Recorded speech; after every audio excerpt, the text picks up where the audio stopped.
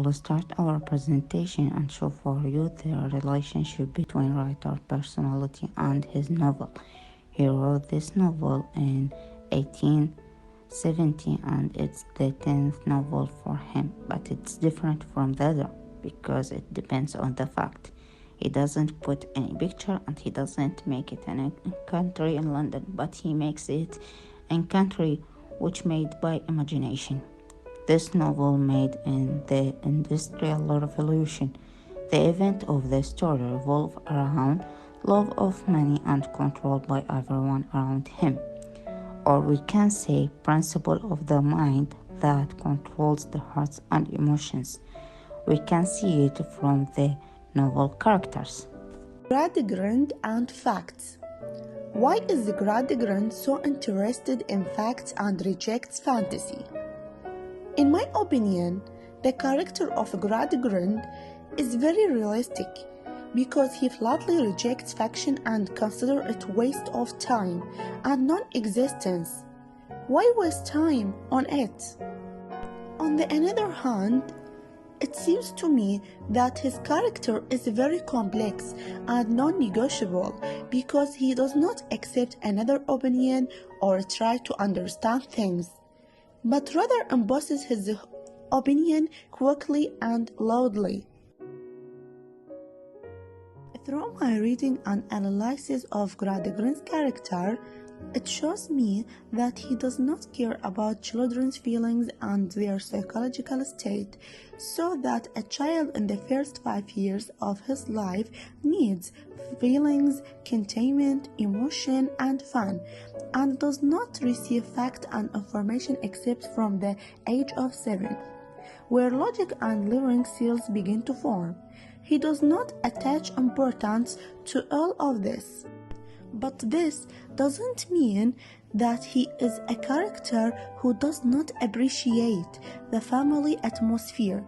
When Sissy Joe's father left the house and took her to his house, we can consider that there is an emotional side within his personality.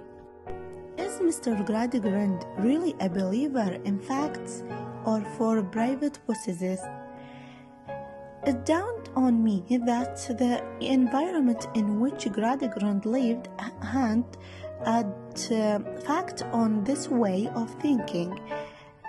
It is very likely that he built himself or created this character in order to obtain a position in Parliament, and he may be like people's theory that he is a tough man and is not inclined to play or have fun.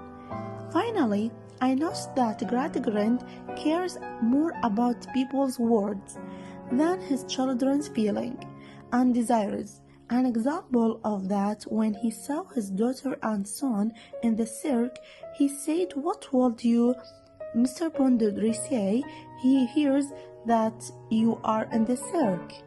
Louisa is the main female character in the novel. She was born in a city where there was no imagination. Their father raised Louisa and her brother to believe only in material facts and to leave no room for imagination in their heads.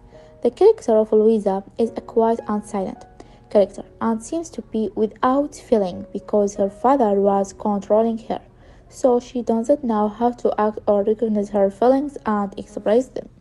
This text drew my attention when her father convinced her that it would make sense for her to marry Ponderby. Louisa looked down the factory stakes.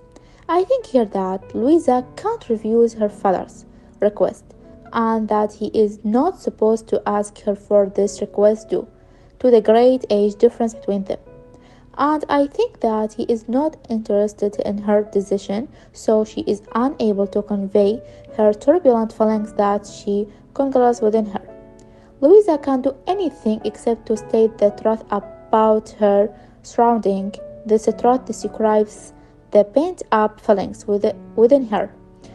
Although Louisa's character is unemotional, she still has the ability to recognize good and distinguish between right and wrong, and does her best to be a good daughter and wife.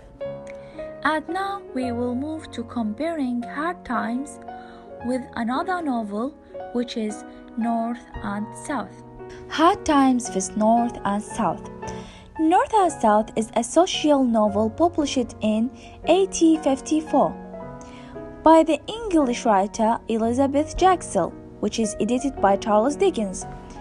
Jacksell's novel focus on the relationship between employers and workers in Manchester from the perspective or people workers, which is the same idea of Hard Times. The Hard Times, which shows Manchester satirical Cooktown is in a negative light, challenged Jackson and made writing her novel more difficult. She had to make sure that Dickens would not write about the strike. The North and South were less successful than Hard Times. On October 14, 6 weeks later, sales had fallen so much that Dickens complained of what he calls Jacksell's interactability. He found the story stressful to the last degree. For many readers, Hard Times is better than North and South, but the pieces that reads in the Northern Critical Edition failed to sway readers into liking it, especially when it's compared with Jacksell's North and South. In North and South, there are no obvious good people versus bad people. For example, Margaret Hall is a dutiful daughter with a large heart, but prejudiced and sometimes arrogant. Unlike Hard Times, in which the characters are on one style, and this may indicate a distance from realism. So it's a common adage that writers do best when they write about what they know. But Dickens didn't take the time to know the people of the northern industrial towns, neither the master nor the hands, and so Hard Times has story about them rings false.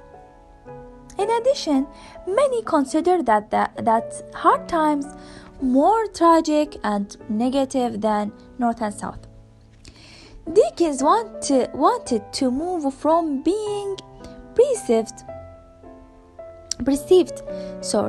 as merely a popular novelist to serious social reformer, and the result is that Hard Times reads like a political tragedy.